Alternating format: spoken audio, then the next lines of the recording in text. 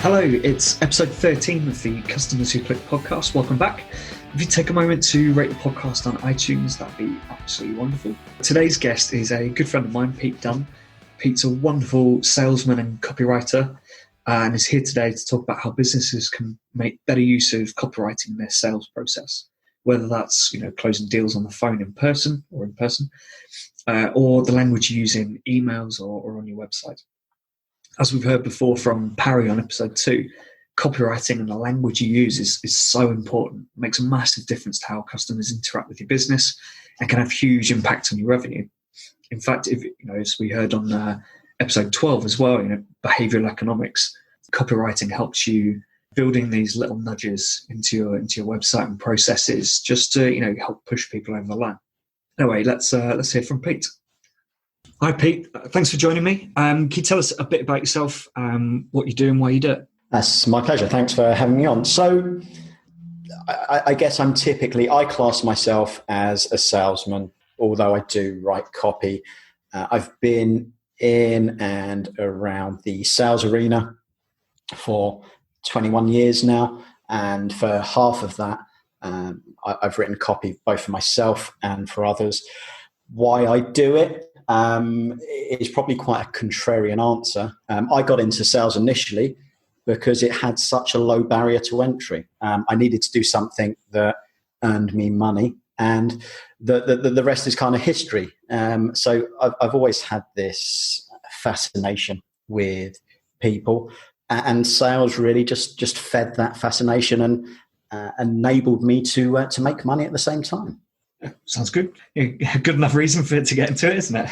Well, yeah, I think I was young and foolish, and I just needed a way to kind of keep me out of trouble, I guess, and at the same time. So I didn't, certainly at the time, have any special talents, and yeah, it was there was a great opportunity in front of me, and I kind of grasped it with both hands.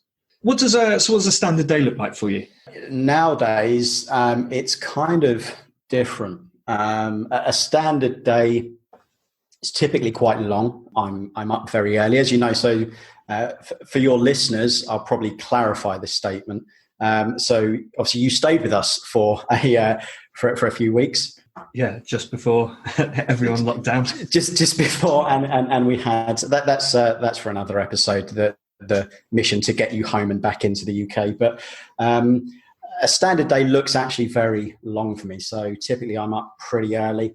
A lot of gurus and experts, I say, will talk about having this morning routine. Well, my morning routine is first infused with coffee, but it's very mindful. I found for me, taking care of myself in kind of a mindfulness and wellness way really impacts the results that I have and for my clients as well. So typically a standard day, I'll be up around 4:35, coffee. Then it'll either be a mixture of meditation, yoga or weights.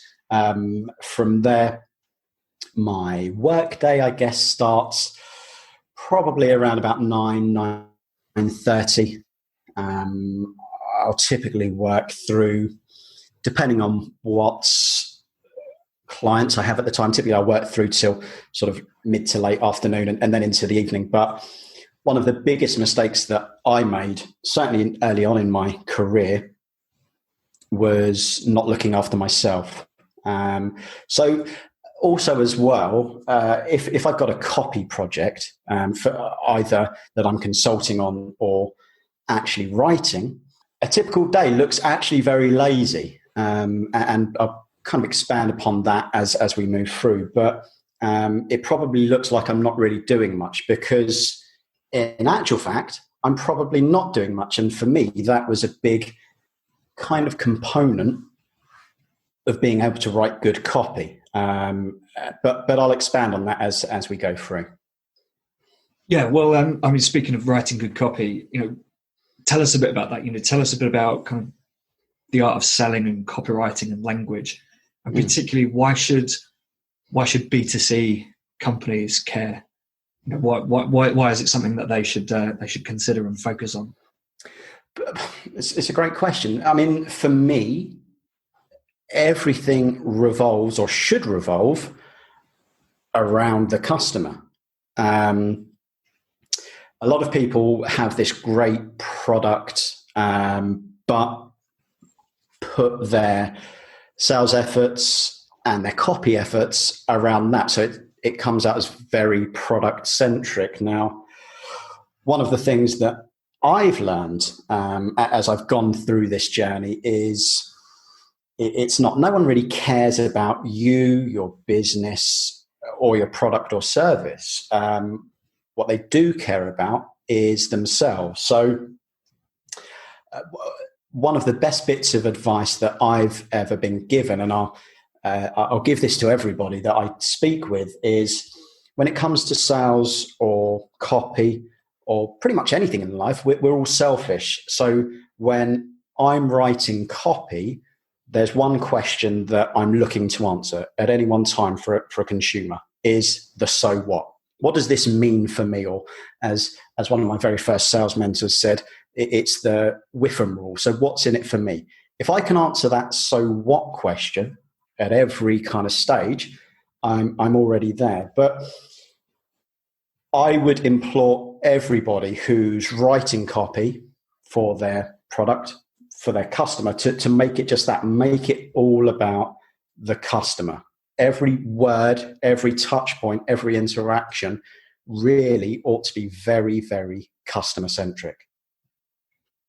Yeah, so it's benefits, not features, isn't it? You get companies, particularly lots of like cosmetics and that kind of industry, where you'll look at the product on the website and it will list all the ingredients, and you'll have a big list of just words, and you kind of look at the page and you're like, all right, so what? Like, all you're doing is listing, like in some cases, listing a bunch of chemicals because that's what they use. Yeah. And,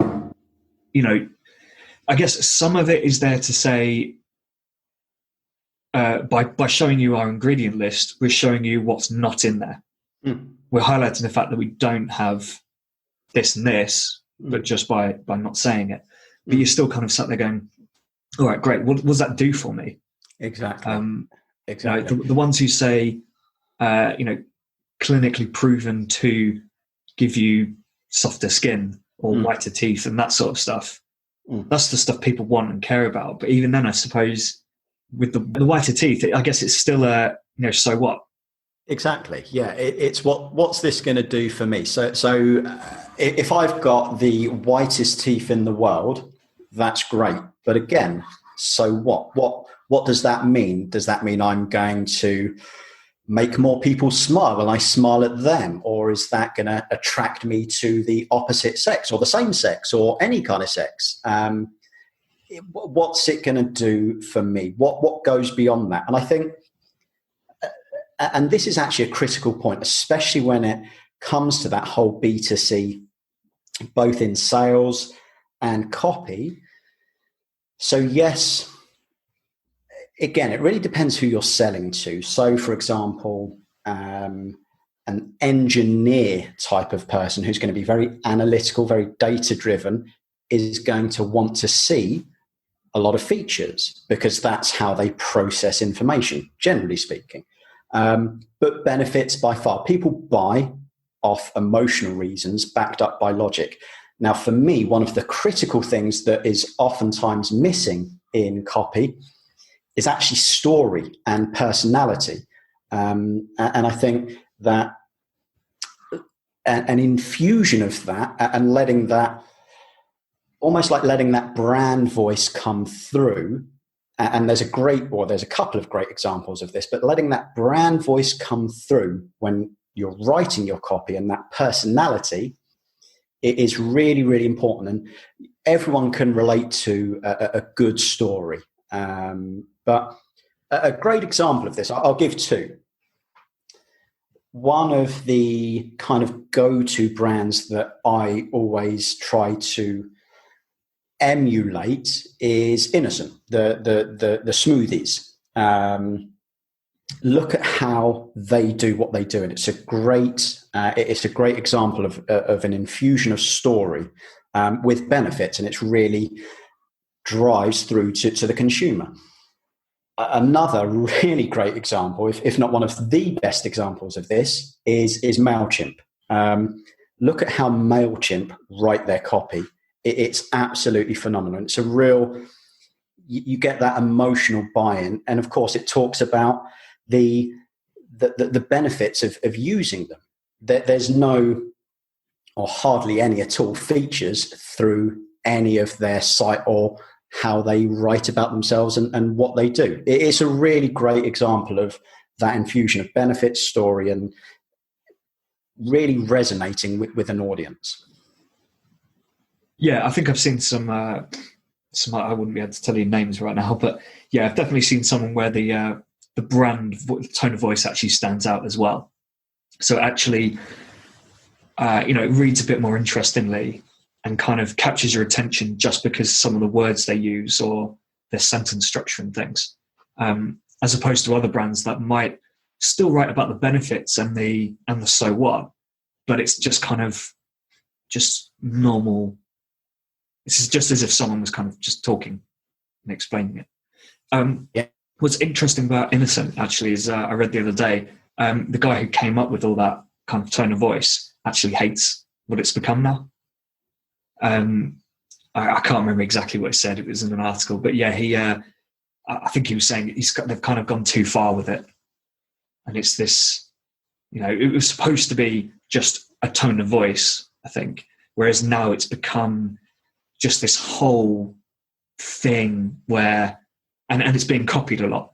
The whole, they have a little cheeky tagline sort of thing on the bottom of their packages, I think. The containers, and that's now been copied by quite a few other brands. And he's saying that sort of thing, it's a bit gimmicky.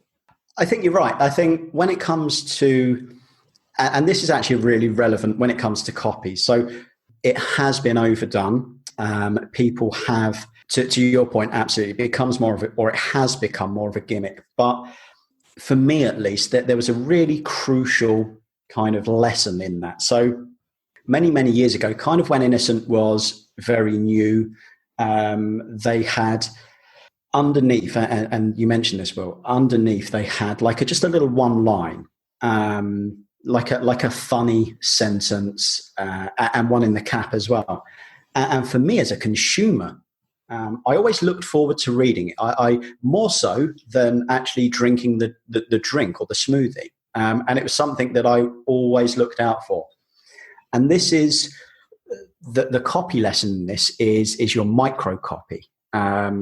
On your site or wherever you use micro copy, always have that wow factor. I think that's such a vital thing to have in this day and age. Yeah, I think it works for them because they kind of had that established tone of voice and branding already. So when people saw it, obviously, it kind of got shared on social media, so it probably did a lot for them there in the early days. But you kind of saw it, and it would be a bit of a surprise because you wouldn't expect anything to be there. You'd kind of be like, "Oh, Innocent, cheeky." But then when another brand does it, and you're kind of just like, "All right, exactly, that's it." It just kind of falls flat because you don't relate that little sentence to their branding and to their tone of voice. It's just a little line on the bottom, isn't it? It's a bit like was it Penguin bars, the chocolate bar that has the joke? Yeah, exactly. Everyone knows there's a joke there. I bet people buy them because almost for the jokes, even though they're not the best jokes, are they? But it works really well for them because I never saw any advertising or anything for them, to be fair. But it just became that thing that you expected from them. Whereas I think if another chocolate bar tried that, I don't think people would care. It comes off as they're just trying to copy Penguin. Now, I'm considerably older than you, but so I do remember advertising for Penguin, but I guarantee that most people, I don't even know if penguins are still around. Hopefully they are. But yeah, it must be. I would almost guarantee that most people who, when they started to be brought along in their journey and became a fan of the Penguin brand, would, before they even open it, flip it round, read the joke, lift up the little flap, and read the punchline before opening it. And that is, for me at least, that's a great marketing lesson. And if you can do that and bring and infuse your copy with that, again, like I say, personality, that brand voice, and really nailing that, and kind of more importantly, understanding how, or what should I say, what your consumers or customers want to hear and resonate with, then you're onto a winner. I would focus on that more before actually the kind of technicalities of copywriting and all these kind of tricks, tools, and techniques. Work out that voice and how that resonates with consumers. Do you think tone of voice is more important, or just making sure you get those benefits across and the so what? So even if you kind of write it in pretty, I don't want to say boring, plain English, I guess. Sure. But you get the points across. You explain why people should use the product, the benefit it's going to give them. Mm-hmm. Or should brands not focus so much on that, but get a good tone of voice out there, one that's actually memorable. And, people, as soon as an email hits your inbox, you can read the subject line and go, oh, I know which brand that is. I mean, this is such a multifaceted or a potential answer contains so many different multifaceted points. It really depends what you're selling and who you're selling it to. I think the first thing is that you need to understand, if you're writing copy, is forget everything else. Forget your company, your brand. Forget the product and the benefits. Listen to your customer or potential customer. Understand how they buy and the language that they kind of use. Also equally important is a lot of people will talk about putting your demographic together, and from that demographic, building out ideal client profiles or ideal client avatars.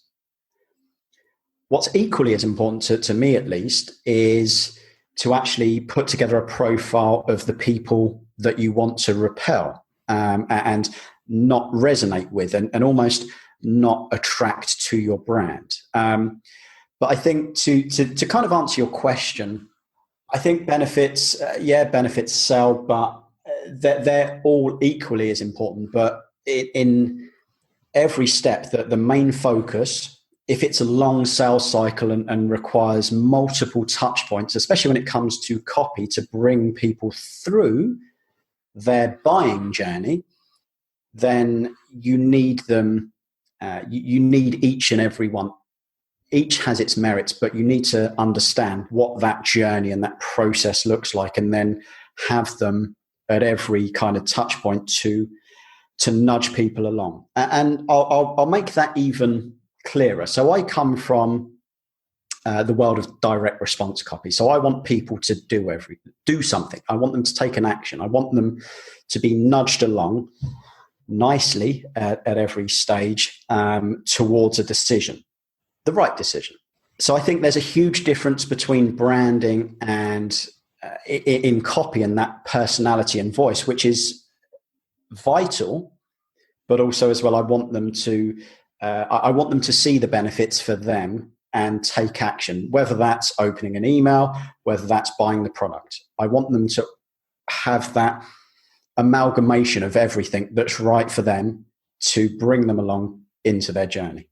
Yeah, so kind of always looking at the end result. Yeah, absolutely. An end result that is a win-win situation for everybody, whatever that may look like. But yes, I'm always looking to bring them from a psychological point of view. I want them to emotionally buy in, but also, to move them along. And I'm looking, certainly when it comes to copy, I'm looking for them to be where I want them to be. So I'm going to paraphrase a great old copywriting quote, that I want to enter a customer's mind and at a specific point of when they've already having the conversation in their head. I don't want to try and force them into something. I want to be there when they're already having that conversation. Yeah, speaking to people who are already thinking about it, kind of maybe aware that they have a problem,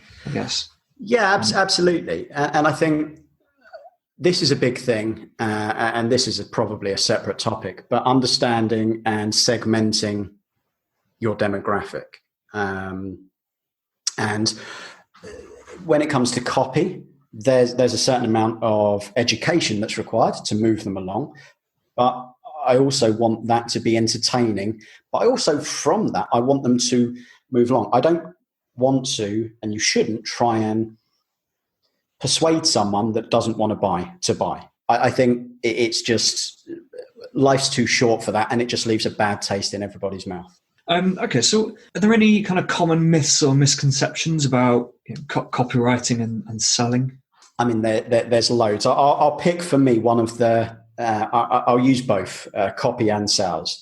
For me, one of the big kind of, I guess, myths when it comes to copywriting is that failure to test long copy. People, certainly now, they think that everything needs to be micro. And I'm all up for micro content. That's great. But studies and data show that long copy, as in long form copy, can and does outperform short copy in general. And I guess when it comes to sales specifically, there's this great kind of belief that a great sales man or woman is born and not made. And I think everybody has that potential to be great at sales and persuasion. We're all born naturally salespeople. If you look at children, they're some of the most persistent. They 9 times out of 10 can persuade their parents to get what they want, whether that's a cookie or a new toy. So I think everybody has that potential to be great at sales already, but it's just kind of lost. And it can be, people can be made to be successful in sales. Yeah, I think it's something that's just worth doing for everyone, even if it's 6 months. My first job was in sales, and I hated it. I hated picking up the phone and cold calling people and writing emails and and all that. But it helped. I did okay at it. Made a bit of money while I was doing it, but there's kind of lessons and experience that I got from that that I've been able to to use for the rest of my career. No, absolutely. I think this is worth knowing. So, like I said, I've been in sales for 21 years. I still hate picking up the phone and speaking to people, especially when it's. I don't particularly like the phrase cold calling, even though it's a really powerful tool, because we've got so many options available that any cold call. It's not like when I started and I just had like a phone book that I was dialing through. So we've got tools to now enable us to at least get some information and personalize our approach. But I still hate it. And I think for me, pretty much everything we do is sales. And it's such a powerful and profitable, but if you can sell, you can literally. I don't want to say and be as arrogant to say it's do anything, but it's a real critical skill to have. But yeah, I still, even though I do it a lot, I still hate picking up the phone and speaking to people. Yeah, I mean I think part for me is just the time involved and actually the disappointment in just not getting through to someone. Not actually the call itself. I'm actually okay with that. It's the knowing that out of every 10 calls I make, I might actually only get to speak to the person 1 out of 10 times. Yeah. The other 9 to me feels like wasted time that I could have been doing something else. So yeah, you kind of have to just keep at it for a bit. Absolutely. And I think it's the same with copy. You have to be very resilient. You have to be willing to try different things, test it, and kind of bare your soul a little bit. And I think, to your point, you're right. I'm sure there's people far smarter than I that have done studies and will actually be able to show the data on what the exact figures are. But let's say when it comes to sales, you're right. 1 out of probably every 10 will only answer the phone, and that one person is likely to tell you no and hang up almost instantly. But the same is true when it comes to copy, and that's, I think, why it's so important to find that voice and find who your ideal client or customer is and speak directly to them. I think an important distinction to make for me is there's no such thing as B2B or B2C. It's all P2P. It's person to person. And that in of itself is sales. Sales is simply, or copy is simply, a value for value exchange. That's it. If you can do that, and if you can speak to people and you have good social skills, you're already way ahead of most who are trying to just focus on the techniques. Yeah, people who follow, I guess, best practice and the textbook stuff, as opposed to people who kind of understand how people think and how to actually interact with people. So what are the first things you would do when starting with a new client or a new project? One of the first things that I would do, specifically if I'm writing copy for someone, is I would, what I call, get down into the engine room. So I would dive deep. I'm looking for their own values, the company values. I'd also go into and dive into their customers and find out, again, like I say, how they buy. I don't even want to know at that point how to sell to them. I just want to find out how they buy, how frequently they buy it, and what those core motivators are, what is driving them. From there, specifically, if it's a copy project, I would collate as much information as I can. That really, when you're writing any copy, that's the big bit. The research phase is where the real heavy lifting happens, but also where most of the success comes from. In actual fact, copy is kind of, I don't put pen to paper for a long, long time in the process. It's just all about finding out as much information as I can. That could be speaking to their sales guys, their marketing team. If I can speak to the customers themselves, great. I also want to speak to people that they didn't manage to sell to, so I can find out why they didn't buy. From there, I'll have like a massive brain dump and write it all down and have it in one big file. Then generally I would kind of look to the competition, see what's working. If someone's even if an industry, if they're running the same kind of copy, there's probably a very good reason for that. So I'll kind of see what they're doing and see that tone. And then I'm looking to mesh it all together and bring it together. From there, I'll literally, without worrying about grammar or spelling or structure, even though I do kind of use a templated structure that I'm writing to, I'll just blast out a really hideous first draft. I'll just write. And then oftentimes I walk away. Sometimes that can be for kind of 48 hours. Other times it can be for weeks on end, because that's where, for me, the research and the information that I've gathered really starts to kind of percolate and come through. From that, I'll go back to that first draft. I'll edit it, and then that's where the kind of magic happens. But that's typically the process overall. But the first thing I do without fail is get to know the values and the people. That, to me, is so critical, and oftentimes what is kind of missing in copy projects. Yeah, I think it's actually sounds quite similar to how I approach conversion. So I'll start off by kind of obviously like having a look at the product itself. What it does, the benefits and features and stuff. I'll have a look at Google Analytics, heat maps and things.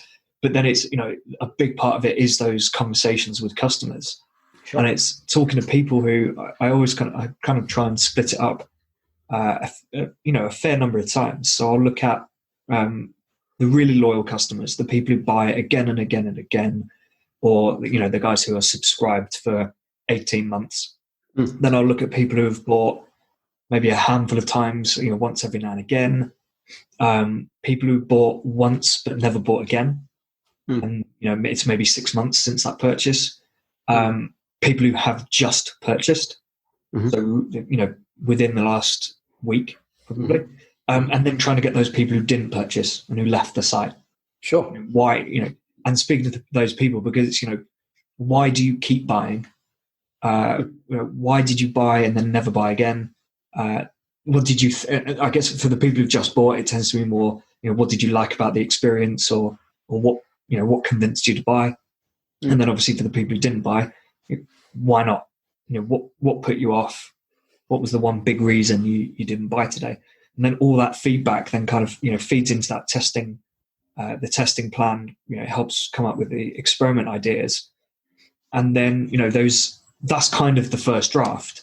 Like for your copy, it's actually, you run the first experiment or two, and that kind of helps you develop it into that, not final piece, because obviously it's an ongoing thing, but those first couple of tests really give you some direction about what people really, really want. And that, you might rip up the rest of your plan and rewrite something because, you've actually found that the way people are interact with the site is completely different to what you're expecting. And so a load of the tests are now redundant because, you need to focus on something else on the site.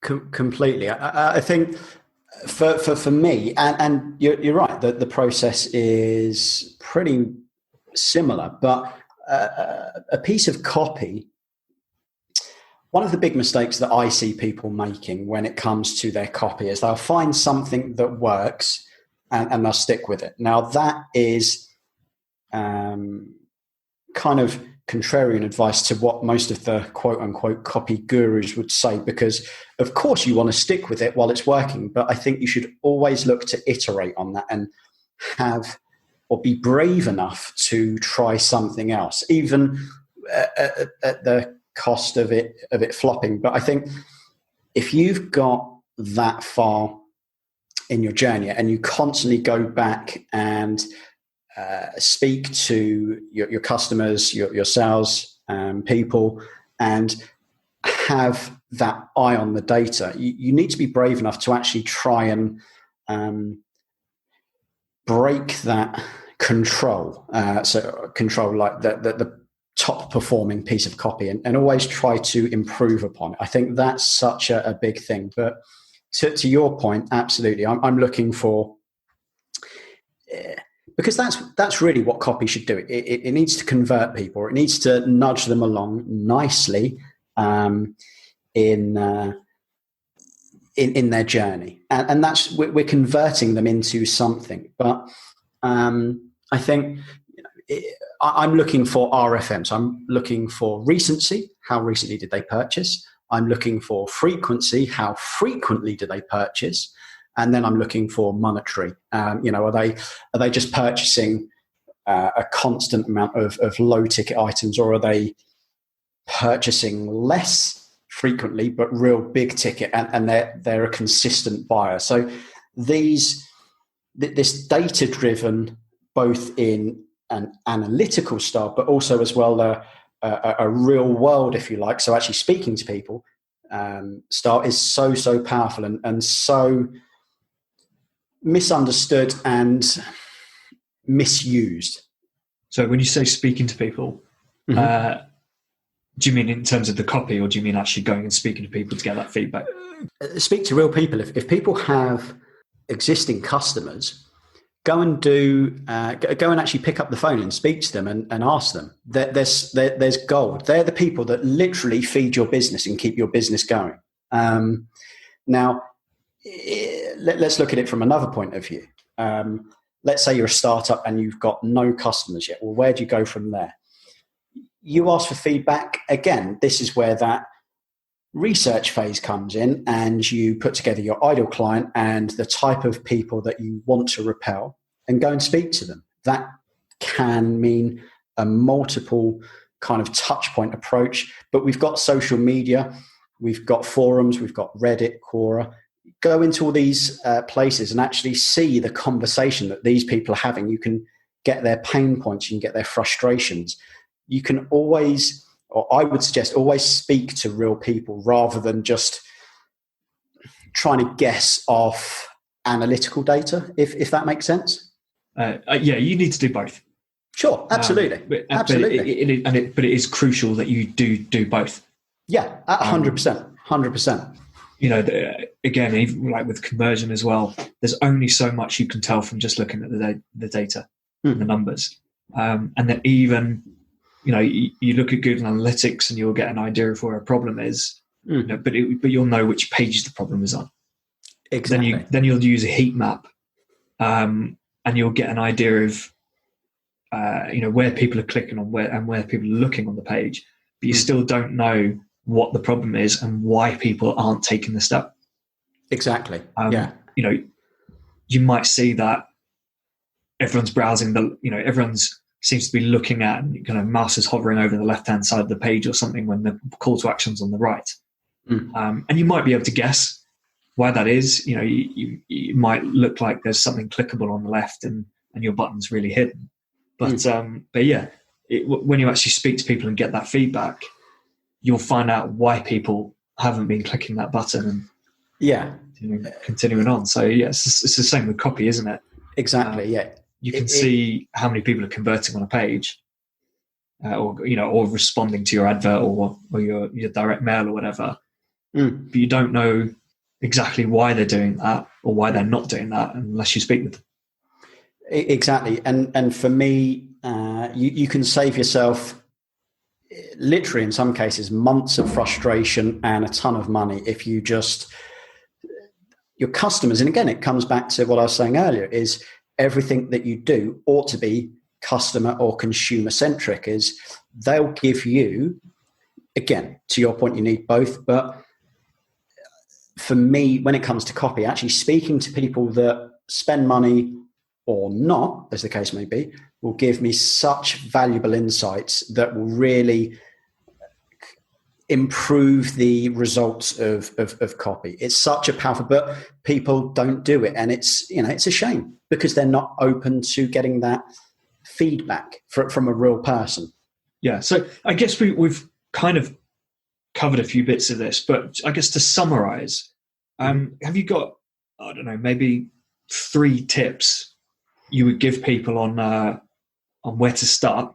You know, if they either want to start writing copy or if they've got a project on that needs copywriting, Sure. kind of 3 tips that they should do, and maybe 1 to 3 things, or a few things that people need to avoid and make sure they don't do, or kind of the mistakes.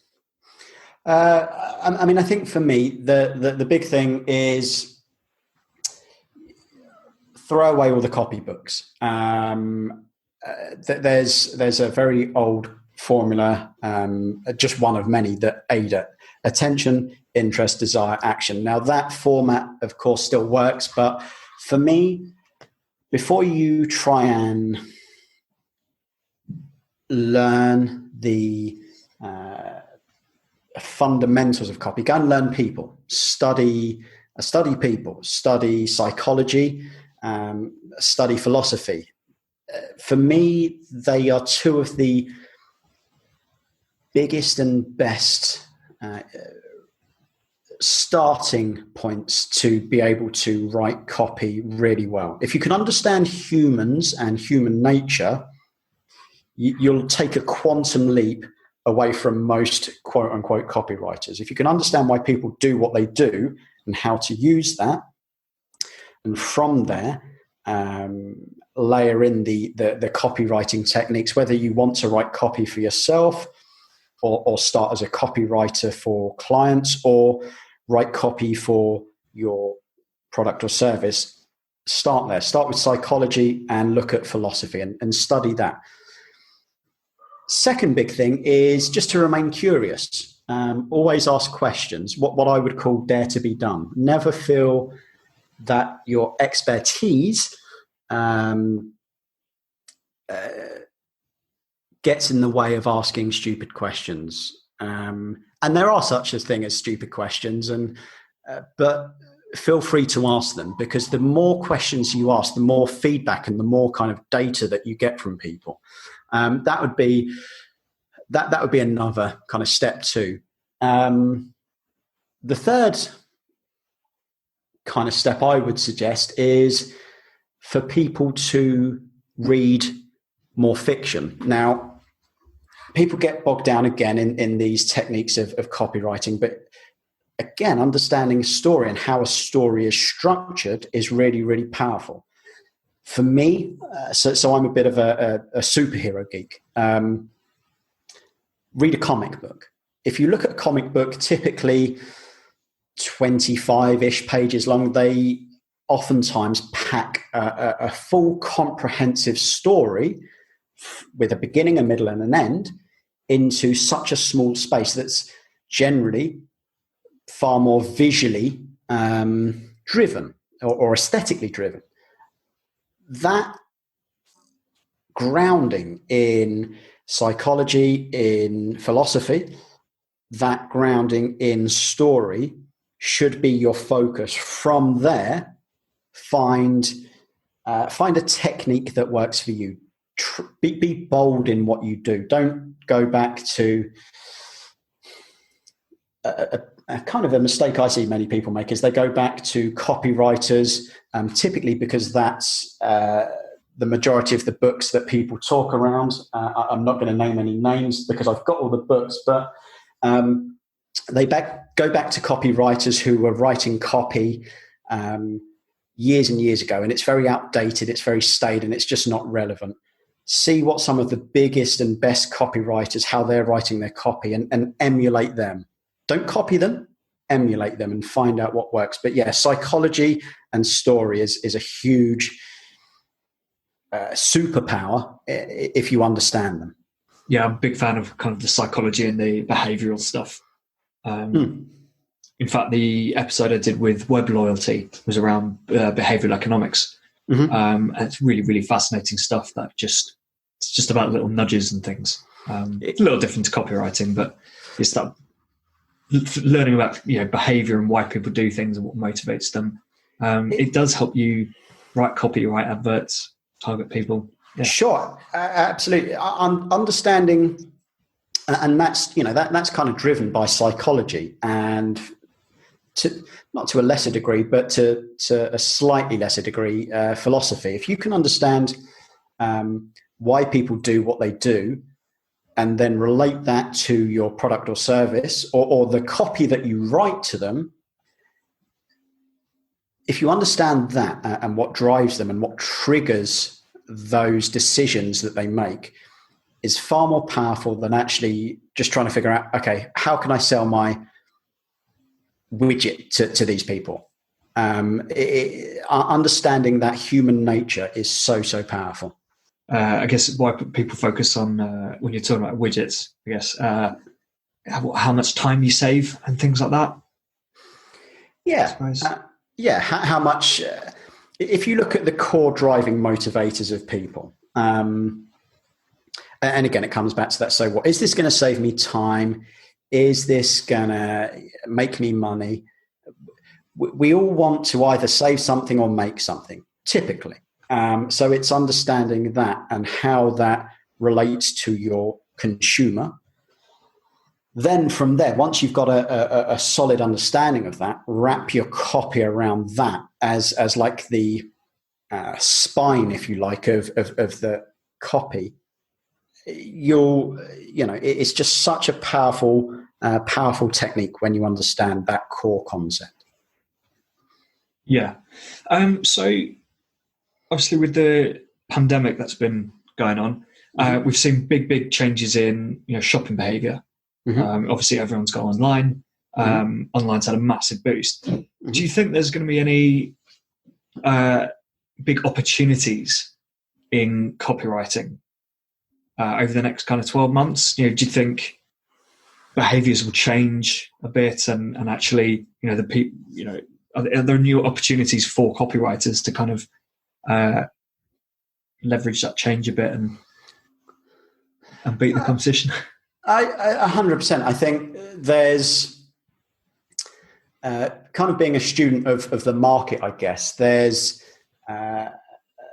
always an opportunity. People are always going to need words written for them. Now, let's look at one of the big mediums or content mediums of the day, which is video. Right? Video is huge, and we're actually, I would say, past the peak of its kind of popularity potentially. And I think there is a shift happening to something different. But even video it needs a script, it needs copy, it needs those words to get people to take action. So absolutely, I think consumer behavior has changed. I think there's been a flood or an influx of people that are now doing things much differently. But there is a huge opportunity at both sides of the fence. If you're looking to start writing copy for clients, absolutely. But also as well, if you're either starting out or even if you're an existing successful business, the ability to write well and write in such a way that it gets people to take action, I guess now more than ever, it is kind of crucial. Words and to a lesser degree copy, but words drive everything. And if there's a huge opportunity right now for people to stand out and do it well, whether you're just starting out or want to get into copy as a career, there's a huge opportunity. And like I say, the same comes from if you're actually an established or startup business, to really laser focus in on that copy and improve it. Absolutely. Huge opportunity. Yeah, completely agree, actually. I was tagged in a LinkedIn post yesterday by someone who they'd received an email from a company about their loyalty scheme, which basically stated that they had 0 loyalty points because they hadn't spent any money and hadn't booked anything. But it was just, aside from the general issue I have with that email, which was just pointless, it was just such a bland, it was a statement. Sure. I think it was literally called their loyalty statement. But there was such a big opportunity missed because with some good copywriting, they could have explained why you would care.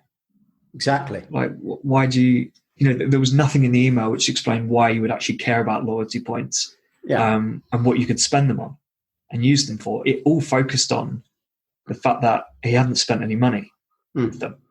And this is a huge brand. And sure. I do think, those companies that put more effort into, everything, all areas of the business with the copywriting, I think there'd be big opportunities. 100%. And I think, we live now, we're going through a huge change in the market, both as to how we can reach people and how they buy, or not how they buy, because human nature has remained the same and certainly will remain the same in our lifetimes at least, but the vehicles in now that they can take their journey when making a purchase, it is changing almost at the speed of light. And I think with that comes opportunity, and from that opportunity there's going to be new businesses that spring up, and yeah, it's actually a really it's a really exciting time. But yeah, I think, to your point, in that post you were tagged in, it sounds like they didn't answer that crucial "so what" question, and it was just a statement, right?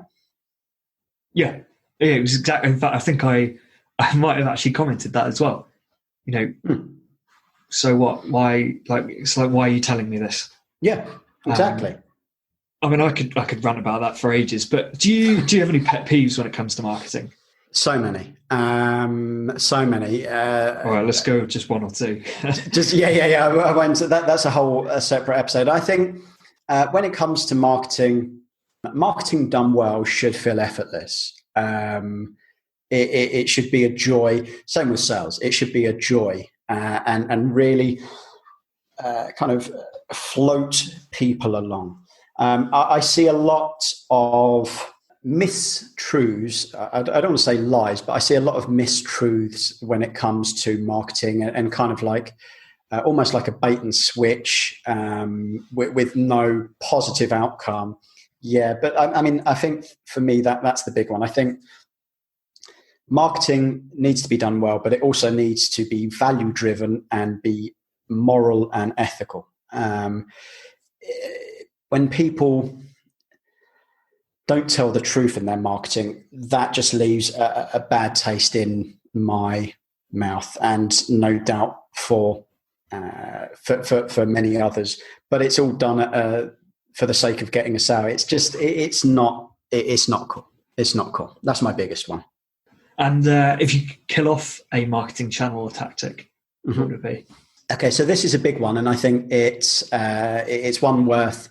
It's one that I don't really hear discussed that much, but it's the this idea of breakpoint. Do you know what I mean by breakpoint? I might know.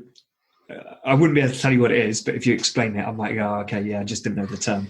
Sure, yeah, it's possibly something different. So from breakpoint is basically seeing how far you can push a consumer to steal an old kind of sales Wolf of Wall Street kind of. They either buy or they die.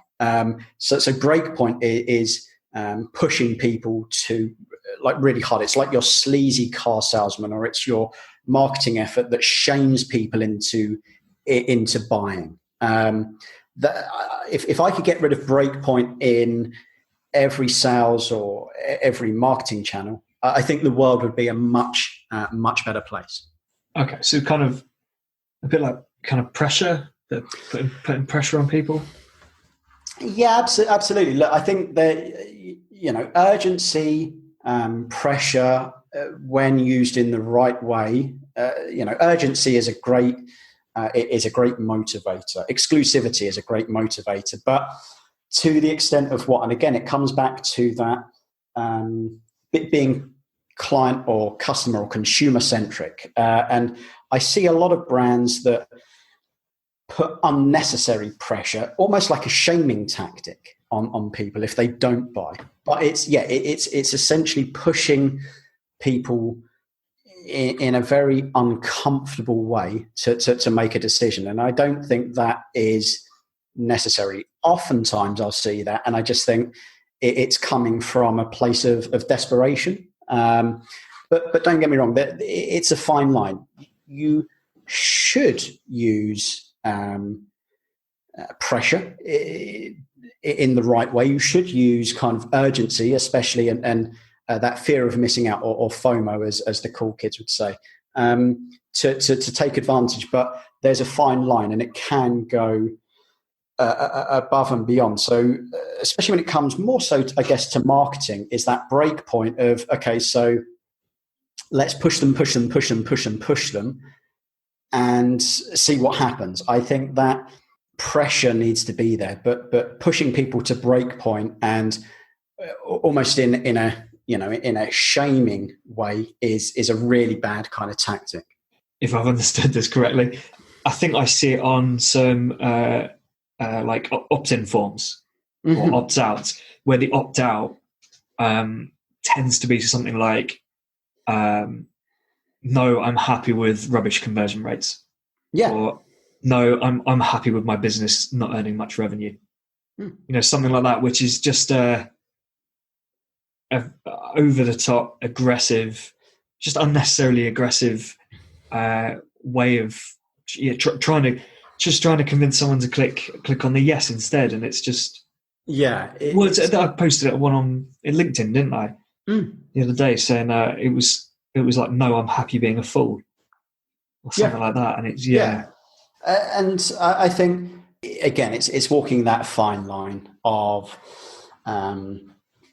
understanding people and understanding what drives their behavior specifically. But I think it just comes from trying to force a product or a service down someone's throat unnecessary. I'm not in the market to sell or try to sell stuff to people that don't necessarily need it. If you've got a hungry market and you can meet them where they're going to, and you can genuinely help them overcome or make something or do something, why would you try and focus your efforts on others and drive them through to that break point where they either buy and then experience like buyer's remorse, and oftentimes you'll get refunds or requests for refunds and chargebacks. Instead, focus on where there is that market and take advantage of it. Yeah, absolutely. Completely agree. Well, thanks for joining me, Pete. This has been really, really great stuff. How can people get in touch with you if they want to learn more or talk about sales and copy? So they can head on over to madgorillamedia.com. It's a small agency that I co-own. You can reach me directly there. Always happy to answer any questions, specifically when it comes to sales or copy. That's madgorillamedia.com. Brilliant. Cool. Cheers, Pete. Been my pleasure. Thanks, Will. Copy's so powerful. It's such an easy way of making a mark on your customer or potential customer as well. A lot of businesses miss great opportunities by not giving copy the attention it deserves. It covers everything from product descriptions on the website to marketing emails, little pieces of micro copy on products themselves, as we've seen with Innocent and Penguin, and even customer service, really. These are all opportunities to get inside the customer's head and make a mark. Great copy builds great brands. Sales is also a great experience, something I recommend everyone does, even if it's just 6 months. You'll learn a huge amount. The experience is fantastic. It helps with confidence and learning how to speak to people better, which then, obviously also feeds into your copywriting and marketing generally. If you'd like to learn more about copywriting and sales, just head over to the episode page on customerswhoclick.com or drop me an email to will@customerswhoclick.com. In the next episode, I've got Friday O'Flaherty with me talking about brand strategy. But until then, keep those customers clicking.